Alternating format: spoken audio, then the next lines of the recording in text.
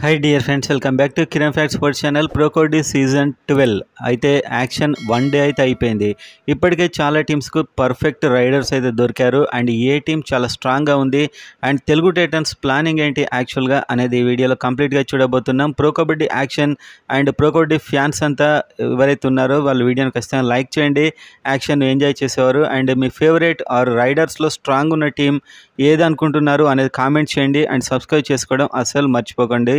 Pro Kabaddi updates, fantastic updates అయితే మన ఛానల్లో ఉంటాయి.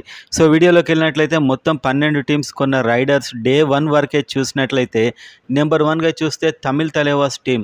వీళ్ళైతే మొయిన్ షఫాగి అనేటువంటి ఒక ప్లేయర్ని రిటైన్ చేసుకున్నారు. హిమాన్షు ఇతడు కూడా రైడింగ్ చేయగలడు అండ్ నరేందర్ ఖండోలా ఒక మ్యాచ్ విన్నింగ్ రైడర్. సో వీళ్ళు ఆల్రెడీ మంచి రైడింగ్ డిపార్ట్మెంట్ని అయితే వీళ్ళు రిటైన్ చేసుకున్నారు. యాక్షన్లో పవన్ షరావత్ని 59.50 లక్షలకు తక్కువ ధరకు తీసుకున్నారు. యాక్చువల్గా పవన్ షరావత్కు ఎవరు ముందుకు రాలేదు, కానీ చివరి క్షణంలో ఇతనికైతే బిడ్డింగ్ చేశారు అండ్ తెలుగు టైటన్స్ కూడా తన ఎఫ్బిఐ కార్డు వాడలేదు. ఎందుకంటే పవన్ షరావత్ ఇంజురీకి గురవుతుంటాడు, టీం కోసం ఆడాడు, అతనికి ఇండివిజువల్ ఆట ఉంటుంది. సో ఇన్ని కారణాలు అయితే ఉన్నాయి, అందువల్ల అతను ఏ టీం పట్టించుకోలేదు. కానీ తమిళ్ తలేవాస్ మాత్రం ఇతన్ని కొనేసింది. చాలా మంచి పిక్ అని చెప్పొచ్చు, ఎందుకంటే ఈ డబ్బులో ఇతడైతే చాలా ఫెంటాస్టిక్. కనీసం ఆఫ్ టోర్నమెంట్ ఆడినా కూడా మ్యాచ్ టర్న్ చేయగలడు. సో ఈ డబ్బు అయితే వీళ్ళు కొన్నది మాత్రం చాలా వీళ్ళకి హెల్ప్ అవుతుంది. ఇంకోటి అర్జున్ దేశ్వాల్ 1,40,50,000. సో అర్జున్ దేశ్వాల్ కూడా ఒక మ్యాచ్ విన్నర్. సో వీళ్ళకి నరేందర్, పవన్ అండ్ అర్జున్ దేశ్వాల్ టాప్ 3 ఉన్నాడు. రైడింగ్ డిపార్ట్మెంట్లో అయితే ఇది మ్యాచ్ విన్నింగ్ రైడింగ్ డిపార్ట్మెంట్, ఇప్పటికే వీళ్ళు కొన్నారు. సో కబడ్డీలో ఏంటంటే నేమ్స్ చూసి చెప్పలేం, గ్రౌండ్లోకి ఎంటర్ అయ్యాకే అసలు కథ స్టార్ట్ అవుతుంది. చాలా వీక్ ఉన్న టీమ్స్ న్యూ యంగ్ ప్లేయర్స్లో కూడా టాప్ వచ్చి గెలిచిన సందర్భాలు ఉన్నాయి. సో మనం ప్రజెంట్గా ఏది కనిపిస్తుందో అది మాట్లాడదాం. సో నెంబర్ 2 చూసుకున్నట్లయితే పునేరి పల్టాన్ టీం. వీళ్ళకు ఆదిత్య చిండే ఉన్నాడు, వీళ్ళ రిటెన్షనే ఒక highlight retention and Aslam Inamdar ఉన్నాడు అండ్ ఇతను మీకు తెలుసు వాళ్ళ కెప్టెన్ చేస్తాడు, చాలా మంచి రైడర్. మోహిత్ గోయట్ ఉన్నాడు, ఇతడు కూడా చాలా సంవత్సరాలుగా ఇళ్ళకి ఆడుతున్నాడు అండ్ పంకజ్ మొయితే ఒక టెక్నికల్గా పర్ఫెక్ట్ రైడర్. 4 రైడర్స్ ఉండగా వీళ్ళు సచిన్ తన్వర్ని కోటి పైన పెట్టుకున్నారు. సో రైడింగ్ డిపార్ట్మెంట్లో ఇది కూడా ఒక మ్యాచ్ విన్నింగ్ రైడింగ్ డిపార్ట్మెంట్లానే కనిపిస్తుంది. వీళ్ళు ఇంకా రైడింగ్ని కొనరు, డే 2లో రైడర్స్ వీళ్ళకి అవసరం లేదు. యూపీ వద్ద మరొక రైడింగ్లో చాలా చిచ్చర పిడుగు లాంటి రైడర్స్ ఉన్న టీం భవానీ రాజ్పుత్. చాలా సింపుల్గా కనిపించే చాలా ఫెంటాస్టిక్ ప్లేయర్ ఇతను top class player. And number 2 చూస్తే సురేందర్ గిల్. వీళ్ళకైతే చాలా ఒక సీనియర్ రైడర్, ఇతడు చాలా మంచి రైడర్, ఇతను రిటైన్ కూడా చేసుకున్నారు already. And number 3 Gagan Gowda, ఒక young sensational talent. So 3 raiders ఉండగా వీళ్ళు గుమాన్ సింగ్ని కోటి పైన పెట్టి వీళ్ళు కొన్నారు. వీళ్ళు భరత్ హుడాని వదిలేశారు, గుమాన్ సింగ్ని కొన్నారు, పర్ఫెక్ట్ రైడర్కి వెళ్ళారు. సో భరత్ అండ్ మనకి ఇప్పుడైతే చూసుకున్నప్పుడు భవానీ రాజ్పుత్ అండ్ గుమాన్ సింగ్ అండ్ గగన్ గౌడ, ఇది చాలా డెడ్లీ కాంబినేషన్ కాబోతుంది. Match winning riders. సో వీళ్ళు టోర్నమెంట్లో చాలా ఎఫెక్టివ్గా ఉంటారు ప్రజెంట్ మనకు కనిపించే దాన్ని బట్టి. యూ ముంబై టీం అయితే జఫర్ ధనేష్ని వీళ్ళు ఆల్రెడీ రిటైన్ చేసుకున్నారు అండ్ ఇతడు మంచి రైడర్, చాలా ఫాస్ట్ ఉంటాడు, యాక్టివ్ ఉంటాడు. అండ్ నెంబర్ 2 రోహిత్ రాఘవ్, ఇతడు కూడా ఒక అప్కమింగ్ రైడర్. సో చాలా ఫెంటాస్టిక్గా వీళ్ళు ఇతన్ని రిటైన్ చేసుకున్నారు. నెంబర్ 3 అయితే వీళ్ళకి అజిత్ చౌహాన్ ఉన్నాడు. సో వీళ్ళు 3 కూడా రిటైన్ చేసుకున్న రైడర్సే ఉన్నారు, వీళ్ళకి సరిపోతారు ఈ రైడర్స్. అండ్ ఇంకొక C-D కేటగిరీ రైడర్ని కొనే అవకాశాలు అయితే ఉన్నాయి, కొన్నాక నేను మళ్ళీ అప్డేట్ అయితే మీకు ఇస్తాను.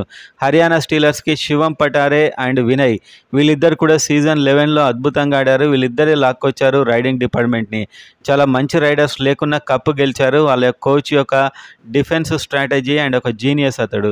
సో వాళ్ళు ఇప్పుడు నవీన్ ఎక్స్ప్రెస్ని కొన్నారు 1,20,00,000కి. సో రైడింగ్ అయితే దిమ్మ తిరిగే రైడింగ్ ఉంది. ఒక శివం పటారే, వినయ్ ఇద్దరు ఉన్నప్పుడే అలా ఉంటే ఇప్పుడు ఇంకో త్రిబుల్ రైడర్ వచ్చాడు, మీరు అర్థం చేసుకోవచ్చు. అండ్ నెక్స్ట్ చూస్తే జైపూర్ నితిన్ కుమార్ని కొనింది, ఇతడు కోటి పైన పెట్టుకున్నారు, యంగ్ రైడర్, చాలా అప్కమింగ్ రైడర్. అండ్ అదేవిధంగా మంజిత్ దహియా 40 లక్షలు పెట్టుకున్నారు. సో ఇద్దరు రైడర్స్ అయితే ఉన్నారు. సో మంజిత్ అయితే అంత పెద్ద రాణించట్లేదు, నితిన్ అయితే కాస్త ఎఫెక్టివ్ రైడర్. సో వీళ్ళు రైడింగ్లో C-D కేటగిరీలో ఇంకా షార్ప్ రైడర్స్ని అయితే కొనాల్సి ఉంది. నెక్స్ట్ చూస్తే పాట్నా పైరేట్స్. వీళ్ళకి ఆల్రెడీ సుధాకర్ ఉన్నాడు. సుధాకర్ అంటే ఒక మంచి రైడర్ అవుతాడు, ఇతడు పోయిన సీజన్లో మనకు నవీన్ అండ్ దేవాంగ్ దలాల్ అండ్ అయాన్ లోచబ్ వల్ల ఇతడు సైడ్ అయ్యాడు. అండ్ అయాన్ లోచబ్ని రిటైన్ చేసుకున్నారు ఆల్రెడీ, చాలా ఫెంటాస్టిక్ రైడర్స్ ఇద్దరు. అండ్ మనీందర్ సింగ్ అయితే 20 లక్షలు అతడు బేస్ ప్రైస్కి అతన్ని ఎవరు పట్టించుకోలేదు, ఎందుకంటే అతనిలో టెక్నిక్ లేదు, పోను అతను డల్ అవుతున్నాడు. సో టీంలో ఉంటే అతన్ని టీంలో తీసుకోవాలా వద్దా అనే ఒక సమస్య, అందుకోసమే ఏ టీం కూడా ఇంట్రెస్ట్ చూపించలేదు. వీళ్ళైతే 20 lakhsలో పట్టేశారు. సో వీళ్ళకి అవసరం, అతడు ఆడినా ఆడకున్నా ఆడే ప్లేయర్స్ ఉన్నారు కాబట్టి తీసేసుకున్నారు. సో చాలా ఫాస్ట్ ఉంది, చాలా స్ట్రాంగ్ ఉంది టీం. అయితే దబాన్ ఢిల్లీ టీం అశు మాలిక్ని కొనింది 1,90,00,000 పెట్టి. 2 సంవత్సరాలకి ఇతన్ని రిటైన్ చేసుకున్నారు. ఇంకా చెప్పుకోదగ్గ రైడర్స్ అయితే లేరు. వీళ్ళు వాళ్ళ C-D కేటగిరీ ప్లేయర్స్ని కొనేస్తారు. అండ్ వాళ్ళని కొన్నదాన్ని బట్టి వీళ్ళు ఎలా ఉంటుంది అనేది ఆధారపడి ఉంటుంది. గుజరాత్ జైంట్స్ టీం అయితే పర్తిక్ దహియా లాంటి ఒక యంగ్ రైడర్.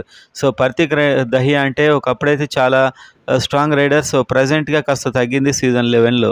అండ్ రాకేష్ సంగ్రోయ కూడా చాలా కాలంగా వీళ్ళకే ఆడుతున్నాడు. అండ్ రాకేష్ సంగ్రోయను కూడా రిటైన్ చేసుకున్నారు. అండ్ మహమ్మద్ రజాని 2,23,00,000. మహమ్మద్ రజా కూడా ఒక మంచి రైడరే, డిఫెన్స్ చేస్తాడు, ఆల్రౌండర్. నిజానికి వాళ్ళ టీంకి ఇతడు రైడర్గానే కెరీర్ స్టార్ట్ చేశాడు. ఎప్పుడైతే పీకేఎల్కి వచ్చాడో అక్కడ కోచ్ మాత్రం ఇతన్ని డిఫెండర్గా మార్చేశాడు. అండ్ నెక్స్ట్ చూస్తే బెంగాల్ వారియర్స్, వీళ్ళకు విశ్వాస్ అనే ఒక రైడర్ ఉన్నాడు, ఆల్రెడీ ఒక యంగ్ రైడర్ అతడు. సో అంత పర్ఫెక్ట్ రైడర్ ఏం కాదు. అండ్ నెక్స్ట్ దేవాంగ్ దలాల్ 2,20,50,000 పెట్టుకున్నారు. టాప్ 2 ఈ సీజన్లో ఇది. సో వీళ్ళిద్దరు కూడా మంచి కాంబినేషనే, కానీ ఇంకొక రైడర్ అయితే మిస్సింగ్, ఒక సపోర్టింగ్ రైడర్ అయితే వీళ్ళకు కావాల్సిన అవసరం అయితే డెఫినెట్గా ఉంది. అండ్ బెంగళూరు బుల్స్ అయితే చెప్పుకోదగ్గ రైడర్స్ని ఎవరిని ఇప్పటివరకు బెంగళూరు బుల్స్ కొనలేదు. వీళ్ళ రైడింగ్ డిపార్ట్మెంట్ అయితే టోటల్ ఖాళీ కనిపిస్తుంది. ఇప్పుడు మనం తెలుగు టైటన్స్ గురించి మాట్లాడినైతే విజయ్ మాలిక్ పోయిన సీజన్లో ఆల్మోస్ట్ ప్లే ఆఫ్ చేర్చాడు. ఇతడు ఆశీష్ నార్వాల్ కలిసి పవన్ షరావత్ లేకపోయినా కూడా ఇతన్ని 51,50,000 ఇతన్ని అయితే వెంటనే FBM కార్డ్ చేసేశారు. సో ఇది ఒక మంచి పిక్, ఎందుకంటే ఇతడు ఒక లీడర్ కూడా, ఒక మోటివేషన్ ఇస్తాడు, ఒక లీడర్ అండ్ ఒక మంచి రైడర్. అండ్ ఆ తర్వాత ఒకటి ఆశ్చర్యపరిచింది, పవన్ షరావత్ని కేవలం 59 లక్షలకి FBM చేయలేదు, ఎందుకంటే అతడు ఫిట్నెస్తో ఉండట్లేదు. మళ్ళీ టీం ప్లానింగ్లో అతడు సెట్ కాడు, అతడు ఇండివిజువల్ మెంటాలిటీ ఉంటుంది మొత్తం. కాబట్టి అది మనం చూసాం. సీజన్ 10లోనే ఇతను గొడవలు అయ్యాయి కోచ్తోని. అండ్ సీజన్ 11లో ఒక సీనియర్ కోచ్ ఒక అందరూ వాల్యూ ఇస్తారు కాబట్టి సెట్ అయింది. అండ్ ఆ తర్వాత ఇతన్ని అయితే కష్టం అని భావించి వదిలిపెట్టేశారు. భరత్ హుడాని కొన్నారు. ఇది చాలామంది ఫ్యాన్స్కి ఒక ఆశ్చర్యం. చాలామంది, కొందరు సపోర్ట్ చేసేవారు ఉంటారు ఎక్కడైనా, కొందరు వ్యతిరేకించేవారు ఉంటారు. అందరూ సపోర్ట్ చేయాలని లేదు, అందరూ వ్యతిరేకించాలని లేదు. భరత్ హుడా నెగిటివ్స్ పాజిటివ్స్ రెండు ఉన్నాయి. ఏంటంటే భరత్ హుడా చాలా ఎత్తుంటాడు, చాలా టాల్ రైడర్. అండ్ డిఫెన్స్లో కూడా చాలా టాల్ హ్యాండ్స్, ఇతనికి చాలా పొడుగైన చేతులు ఉంటాయి. ఇతడు హ్యాండిల్ ట్యాకిల్స్ చేస్తాడు. సో ఎవరైతే బోనస్ చేద్దాం ట్రై చేస్తారో వాళ్ళని అనూహ్యంగా ట్యాకిల్ చేయగలడు. అండ్ రైడింగ్లో కూడా ఇతడు ఒక్కసారి హ్యాండ్తో స్వింగ్ ఇచ్చినా, లెగ్తో కిక్ ఇచ్చినా కూడా అతనికి టచ్ పాయింట్ వచ్చేస్తుంది. సో అతని అడ్వాంటేజెస్ అతనికి ఉన్నాయి. అండ్ కాస్త వీక్ రైడర్, చాలా ఫాస్ట్గా కదలలేడు మ్యాట్ మీద. అండ్ ఒకసారి ఇతను పట్టేసినా కూడా ఒకసారి పడ్డాడంటే ఇతనికి ఆ లైన్ అయితే అందుతుంది. సో అంత పొడవు ఉంటాడు ఈ రైడర్. సో మొత్తానికైతే ఇతనికి 81 లక్షలు పెట్టడం కాస్త ఆశ్చర్యం కలిగించింది. అండ్ అది దానికి కారణం ఏంటంటే ఇతడు డిఫెన్స్లోను అండ్ రైడింగ్లోను రాణిస్తున్నాడు. యూపీ యోధా మాత్రం ఇతన్ని విడిచిపెట్టింది. అండ్ యూపీ యోధా తరపున పోయిన సీజన్లో ఇతడు పెద్దగా ఆడలేదు. సో మొత్తానికి ఇది ఆశ్చర్యమే. కాకపోతే ఇక్కడ మ్యాట్ మీద దిగేదాకా ఏదైనా చెప్పలేము. ఇంకా ప్రఫుల్ జవారే, చేతన్ సాహు లాంటి వాళ్ళు ఉన్నారు. C-D కేటగిరీ ప్లేయర్స్లో ఖచ్చితంగా ఒక ఇద్దరు షార్ప్ రైడర్స్ని కొనాల్సి అయితే ఉంటుంది. ఈ రైడింగ్ అయితే సరిపోదు తెలుగు టైటన్స్కి. విజయ్ మాలిక్ ఇండివిజువల్గా మనకైతే ప్లే ఆఫ్ తీసుకెళ్లే ప్లేయర్ అయితే కాదు, ఒక ఫెంటాస్టిక్ ప్లేయర్ ఇతడు. భరత్ హుడా అండ్ ఇలాంటి ఇంకొక ప్లేయర్ వచ్చినా కూడా సరిపోతుంది. థర్డ్ రైడర్ అయితే లేడు, సపోర్టింగ్ రైడర్స్ లానే అంతా కనిపిస్తున్నారు. మీరేమంటారు? కామెంట్ చేయండి.